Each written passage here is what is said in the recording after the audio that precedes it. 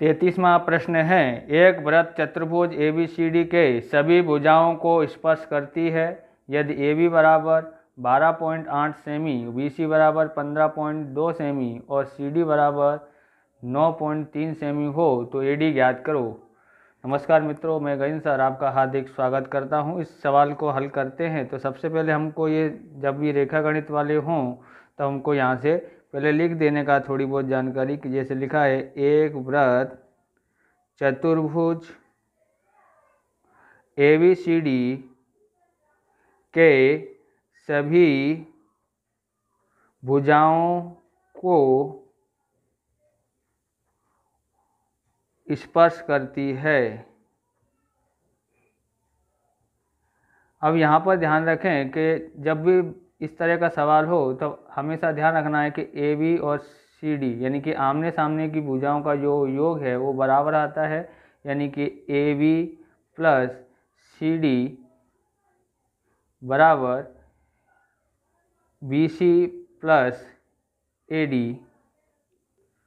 अब हमको यहाँ पर लिखना है, अब हमको AB की कीमत लेनी है। AB की कीमत है 12.8 और CD की कीमत है 9.3 बराबर BC बराबर है 15.2 प्लस AD। हमें यहाँ पर टोटल कर देना है, 8 और 3 11 और यहाँ पर 2 और 9 11 और 1 12 और हासिल 1 यानी कि 1 और 1 2, तो 22.1 हुआ। यहाँ पर 15.2 माइनस कर देते हैं तो AD आता है।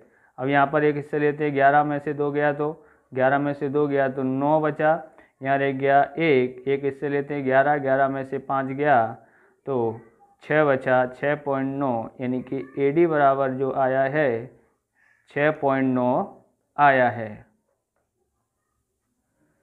एक शंकु आकार के एक तंबू के आधार की परिमाप 44 मीटर है, तो ये तंबू की ऊंचाई दी गई है। तंबू बनाने के लिए 2 मीटर चौड़ा कैनवास चाहिए, यानी हमको यहाँ पर R दिया नहीं है। तो सबसे पहले हम R ज्ञात करेंगे। तो सबसे पहले लिखेंगे शंकु का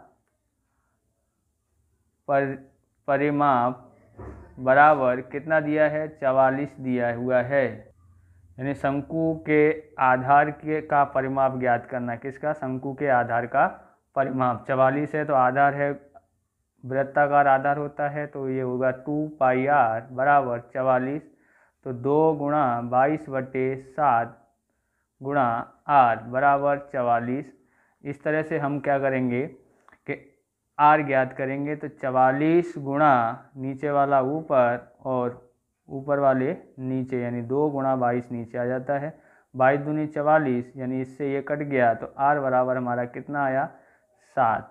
अब हमको यहाँ पर L ज्ञात करना है, तो L² बराबर R² प्लस H²। यहाँ देखोगे R बराबर हमारा 7 आया है और H कितना आया है, तो H यहाँ पर दिया हुआ है, कितना दिया है, तो 24 मीटर ऊंचाई दी गई है।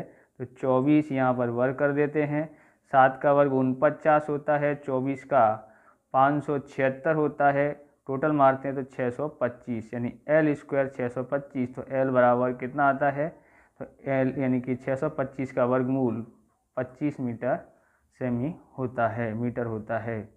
अब हम ज्ञात करेंगे आगे। अब हम यहाँ पर शंकु का क्षेत्रफल निकालते हैं। तो शंकु का क्षेत्रफल है πRL, पाई बराबर 22/7, R बराबर तो 7 आया, L 25 आया, 7 से 7 कट गया, 25 दूनी 50, 25 दूनी 50, 5 55, तो ये हमारा आया है। आगे देखेंगे तो कैनवास 2 मीटर चौड़ाई वाले कैनवास, तो कैनवास किसका होता है, आयत आकार का, तो आयत का क्षेत्रफल होता है लंबाई गुणा चौड़ाई। तो यहाँ पर देखेंगे तो 550 ये हमारे पास है, इसमें लंबाई दी गई है 2 मीटर, तो L बराबर कुछ नहीं, B बराबर 2, 550। इस तरह से L बराबर 550/2 कितना आ जाता है, तो 2 दूनी 4 बचा 1, 2 सत्ते 14, 2 पंजे 10, तो ये हमारा मीटर में आया।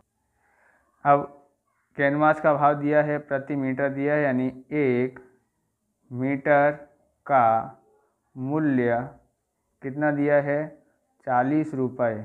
तो 275 मीटर का मूल्य बराबर 275 गुणा 40।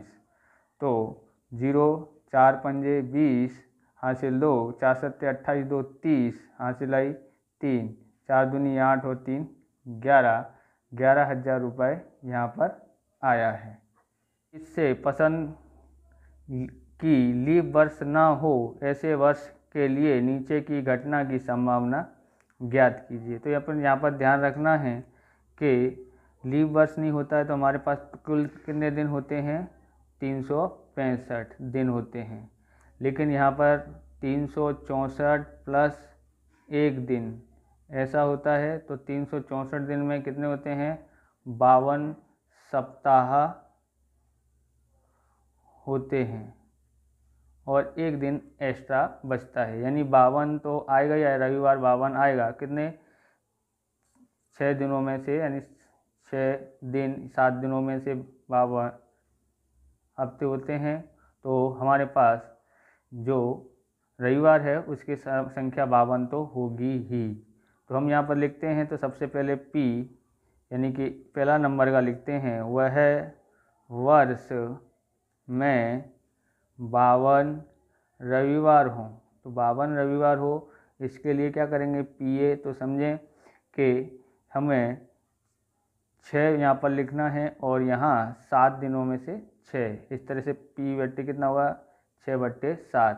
अगर दूसरा ज्ञात करना है तो वह वर्ष में 53 रविवार हों। तो एक ही दिन यहाँ पर एक्स्ट्रा हो रहा है, इसलिए इसकी संभावना क्या आएगी 1/7। इस तरह से हमारा वीडियो अगर आपको अच्छा लगे तो लाइक करें, शेयर करें, कमेंट करें और चैनल पर नए हो तो चैनल को सब्सक्राइब करें। जय हिंद, जय भारत।